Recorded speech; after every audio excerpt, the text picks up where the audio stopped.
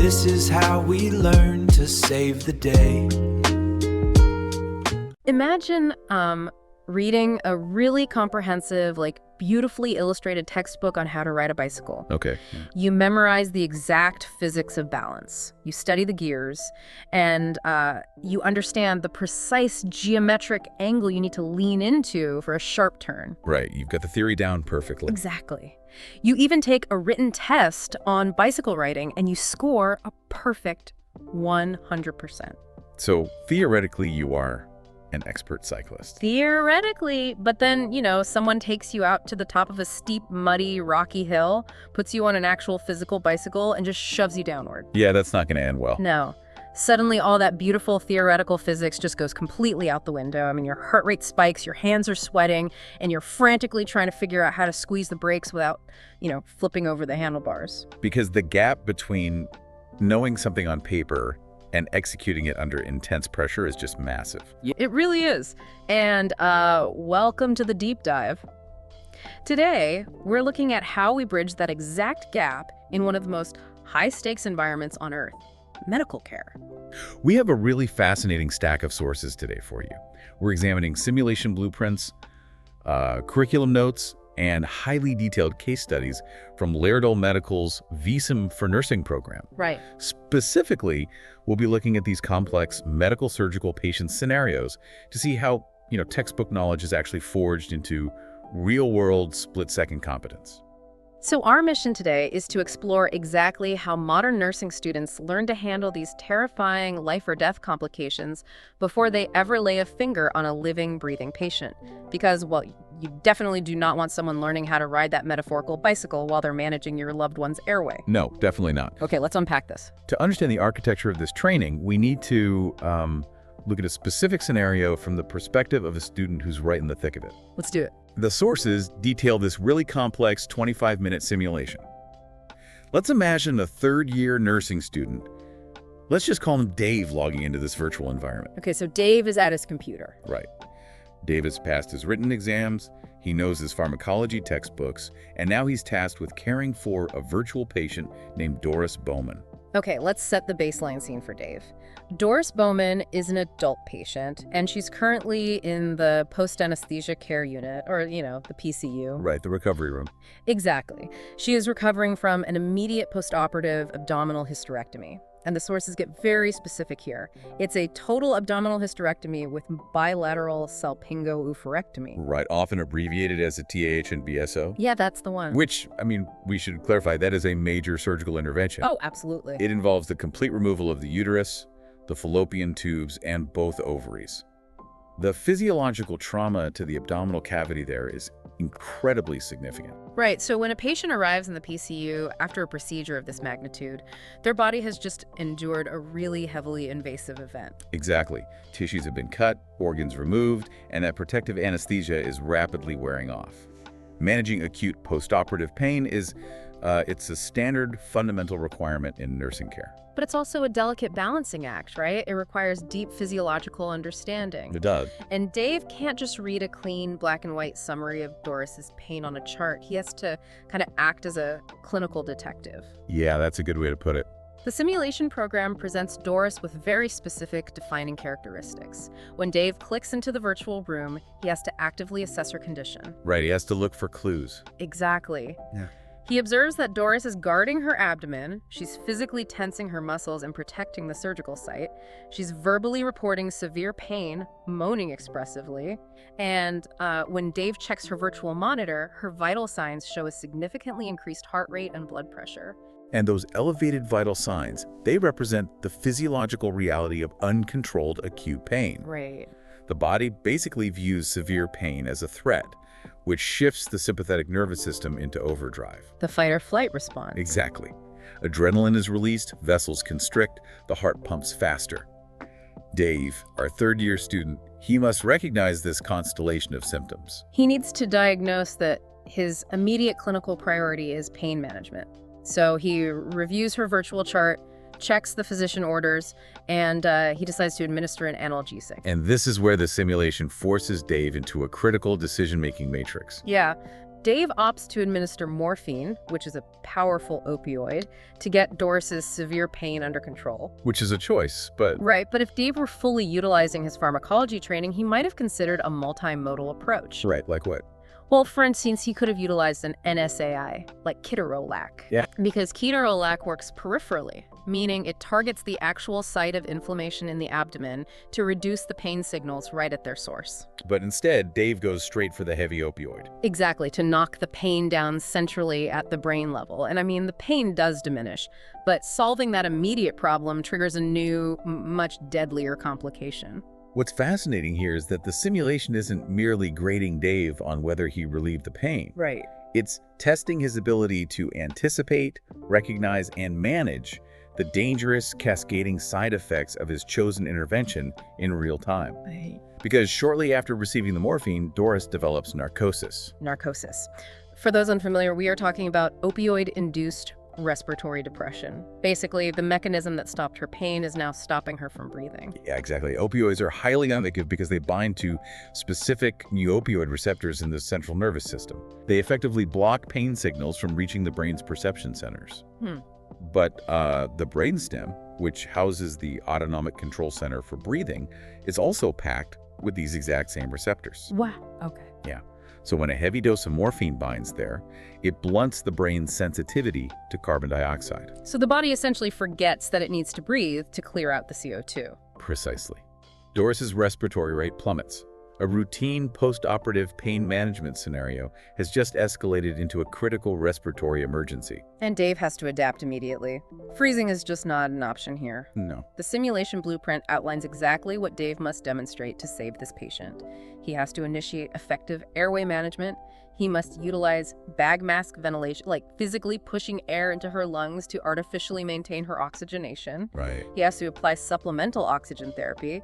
And most critically, he has to administer the reversal agent, naloxone. And administering naloxone, it requires an understanding of competitive antagonism at the molecular level. Which means what exactly? Well, naloxone has a stronger affinity for those mu-opioid receptors than morphine does. So when Dave pushes the naloxone into Doris's bath, those molecules race to the brainstem, they physically rip the morphine molecules off the receptors and bind there instead. Wait, really? It just rips them off? Yeah. Naloxone doesn't activate the receptor, it just blocks it. Yeah. Within moments, Doris's respiratory drive wakes up. It's a cascade of high-level clinical judgments. And Dave has to continuously evaluate her responses, like, did the naloxone work? Is she breathing adequately on her own? Right. And crucially, since the naloxone just stripped away all the morphine, is her excruciating surgical pain going to come roaring back? And that is the secondary crisis Dave has to anticipate. Naloxone also has a shorter half-life than morphine. Oh, I see. This means the reversal agent will wear off before the opioid does, potentially plunging Doris right back into respiratory failure 30 minutes later. Dave has to monitor her relentlessly. I want to push back on the methodology here, though. Okay, go for it. Let's think about this like putting out a small kitchen fire, but accidentally flooding the entire house in the process. It's a good analogy. Right. If Dave has already read the textbook chapter detailing morphine's respiratory side effects, and he already passed the written quiz proving he knows naloxone is the antidote, why does he need to play out a high-stress virtual scenario to understand this? You're asking if knowing the factual information equals clinical competence. Yeah, exactly, doesn't it? If we connect this to the bigger picture of cognitive psychology and healthcare pedagogy, the answer is a definitive no. Really? Yeah. Retaining a fact in a quiet library is a completely different neurological process than retrieving and applying that fact when monitors are alarming and a patient is actively dying in front of you. Okay, that makes sense. Cognitive overload is a profound barrier to performance. Under stress, the human brain restricts its working memory. We develop intense tunnel vision. So in this scenario, Dave might become so intensely focused on the fact that Doris has stopped moaning in pain. Exactly. He completely misses the visual cue that her chest is no longer rising. Ah. So the virtual simulation forces the student to practice situational awareness rather than just simple trivia recall. Right. And the sources map out how Laerdal structures this through a deliberate, multi-layered blended learning pipeline. They don't just hand Dave a textbook and then toss him into an intensive care unit. Building clinical competence requires distinct developmental stages. Let's look closely at that pipeline. According to the blueprint, there are 5 distinct phases to this journey. Right. Step 1 is the online learning of theoretical knowledge, culminating in a pre-simulation quiz. This is the foundation. The library phase. Yeah. This is where Dave absorbs the pharmacology of morphine, ketorolac, and naloxone in a low-stress environment. And step 2 introduces the Vsim online patient case. This is the Doris Bowman scenario we just explored. Conducted entirely on a computer screen, its focus is strictly cognitive. Just making the decisions. Exactly. Dave has to make rapid, safe clinical decisions without the added physical burden of trying to draw up a liquid medication from a vial or physically secure a bag valve mask over a human face. It isolates and stresses the critical thinking component. Right. If he selects the wrong dosage, no physical harm occurs. He doesn't have to worry about his hand shaking. He just clicks the required interventions. Yeah. But the simulation itself is only 25 minutes long. What happens after the screen goes dark?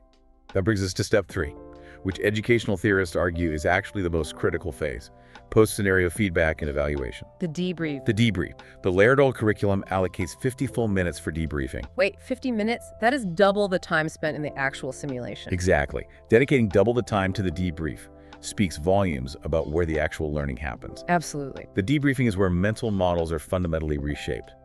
Dave sits down with a clinical instructor and reviews a digital log of every click, every decision, and every delay. So they go through everything. Everything. The instructor doesn't just grade him, they interrogate his clinical reasoning. Like, why did you select morphine over ketorolac, Dave?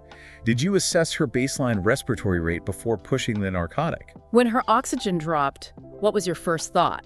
Exactly. It forces the student to confront their own cognitive errors and biases in a psychologically safe environment. And then they take those cognitive lessons into the physical realm for step 4, which is the skills lab utilizing a human patient simulator or an HPS. Right. And this is not just a plastic CPR dummy. This is a highly sophisticated animatronic mannequin that breathes, blinks, has a pulse, and reacts to injected medication. It's incredible technology. It really is. So Dave now possesses the mental framework from the virtual Doris Bowman case, but he must add the physical, psychomotor complexity. He has to actually hold the syringe. He has to communicate verbally with the simulated patient. Right. Maybe manage anxious family members in the room and coordinate physically with other members of the healthcare team. This raises an important question regarding how society defines competence in medicine. Competence is not a singular trait that a student either possesses or lacks. It's constructed sequentially. Exactly. Theoretical study lays the foundation. Virtual simulation builds the rapid cognitive pathways.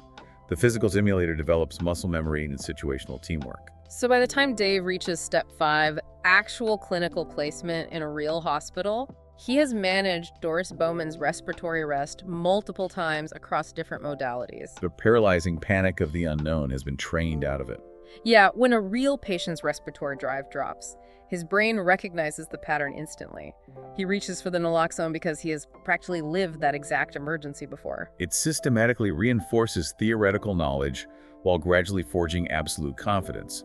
And, we must remember that Doris Bowman represents just one isolated scenario. Right. To truly grasp the cognitive demands placed on a modern nursing student, we have to look at the sheer scale of these simulations. Yeah, the blueprints list an extensive roster of diverse patients in the Vsim fundamental cases. The breadth of medical knowledge required to navigate these scenarios is just staggering. It really is. Dave is expected to seamlessly transition from managing one bodily system to a completely unrelated crisis in a matter of hours. So rather than just reading a list of names, let's look at the different types of cognitive loads these students have to carry. The context switching is immense. Let's compare 2 different types of emergencies Dave has to navigate. On one hand, you have Carl Shapiro. Okay. Carl is a 54-year-old patient who developed sudden chest tightness. The curriculum notes specify that merely 5 minutes into the simulation, Carl goes into full ventricular fibrillation, cardiac arrest. Wait, cardiac arrest in just 5 minutes? Yep, just 5 minutes in. Wow, that scenario is designed to test pure, unadulterated reaction time. I mean, there is no time to leisurely review a medical chart or consult a pharmacology textbook. None at all. Dave must instantly recognize the lethal rhythm, initiate basic life support protocols, call for the code team, and begin chest compressions. It's just chaos management at its core. Now contrast that rapid-fire emergency with Vincent Brody. Vincent is a 67-year-old diagnosed with COPD Chronic obstructive pulmonary disease. Okay, totally a different patient. Completely different. Vincent does not crash in 5 minutes. Over the course of a longer simulation, Vincent's oxygen saturation slowly, almost imperceptibly, trends downward. He eventually develops a spontaneous pneumothorax. Ah, spontaneous pneumothorax. That's a collapsed lung, right? Yes, exactly. To understand the mechanism here, you have to picture the lungs acting like balloons inside the vacuum-sealed cavity of the chest. Right. If a small weakness in the lung tissue ruptures, air escapes from the balloon into that sealed cavity. The pressure builds up outside the lung, physically crushing it so it can no longer expand. It's terrifying to the patient. Yeah, and the treatment requires inserting a chest drain to essentially puncture that cavity, release the trapped air, and reestablish the vacuum. Notice the stark difference in the clinical pacing here. Carl Shapiro requires an immediate explosive physical response to a blaring monitor. Right. Vincent Brody requires the student to monitor subtle, creeping trends in respiratory effort and oxygenation over time. Dave must learn how to detect a slow deterioration before it becomes a cardiac arrest. Here's where it gets really interesting. The curriculum also forces students to navigate situations where the environment itself dictates the care. Oh, yeah. Take Marilyn Hughes. She's a 45-year-old patient with a mid-shat tibia and fibula fracture in her leg. Following the trauma, she develops compartment syndrome. Compartment syndrome is a devastating orthopedic emergency. It is. The muscles in the human body are grouped together and encased in a web of connective tissue called fascia. Fascia is incredibly tough and it does not stretch. Right, so if a broken bone causes severe internal bleeding or swelling within that muscle compartment, the pressure has nowhere to go. Exactly. It builds up rapidly like water in a sealed pipe. That rising pressure eventually compresses the blood vessels and nerves within the compartment. If Dave fails to recognize the specific signs like pain that is disproportionate to the injury and isn't relieved by pain medication, the muscle tissue will literally die from a lack of oxygen. It will cost the patient her limb. Wow. The student has to switch from managing a respiratory collapse in the morning to an invisible, pressure-based orthopedic emergency in the afternoon. And then, the simulation introduces constraints regarding infection control. Right, which brings us to Jared Griffin. Jared is a 63-year-old patient recovering from a total knee replacement. But the knee is not the primary test. No, it's not. Jared is documented as being MRSA positive. Ah, MRSA. Yeah, which is a highly contagious antibiotic-resistant bacteria. Mm. Before Dave is even permitted to assess Jared's surgical site, the simulation tests his adherence to strict infection control protocols. So the cognitive load shifts entirely again. Dave must select and don the correct personal protective equipment, the gown, the specific gloves, the mask, in the correct order, before he even crosses the threshold of the virtual room. Right, he has to learn that treating the patient's immediate complaint is secondary to ensuring he does not spread a lethal pathogen to the rest of the hospital ward. Nursing students are essentially training to become medical polymaths. They really are. They must synthesize knowledge of the respiratory system, the cardiovascular system, orthopedics, pharmacology, infectious diseases. And more importantly, they must be able to switch between these vastly different disciplines seamlessly. Without carrying the cognitive baggage or the emotional adrenaline of the previous patient into the next room. Think about the implications of this training architecture. The goal of the blended learning pipeline is to provide a venue for safe, controlled failure. Dave might have inadvertently caused Doris Bowman's virtual respiratory arrest because he developed tunnel vision regarding her pain. But because he experienced the psychological terror of that mistake in a simulated environment and meticulously unpacked the why and the how during a 50-minute debriefing, his clinical practice is forever altered. So what does this all mean?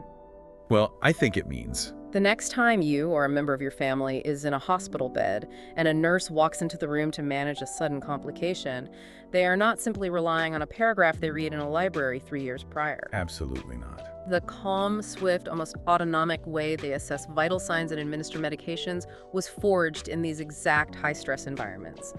They have already made the critical mistakes on a computer screen and on a plastic mannequin so that they never make them on a human being. The bridge between theoretical medical science and life-saving clinical practice is built solidly on a foundation of simulated pressure.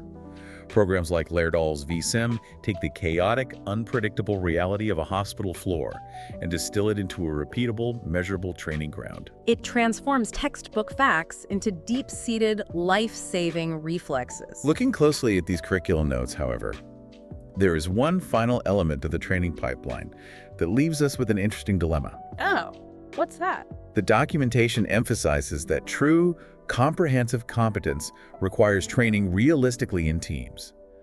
Virtual simulations are currently brilliant at testing individual cognitive skills, pattern recognition, and the mechanics of medication administration. Right, but it is ultimately Dave sitting alone at his laptop making isolated clinical decisions. Exactly. Medicine is inherently a team sport. And I want you to consider this as we wrap up.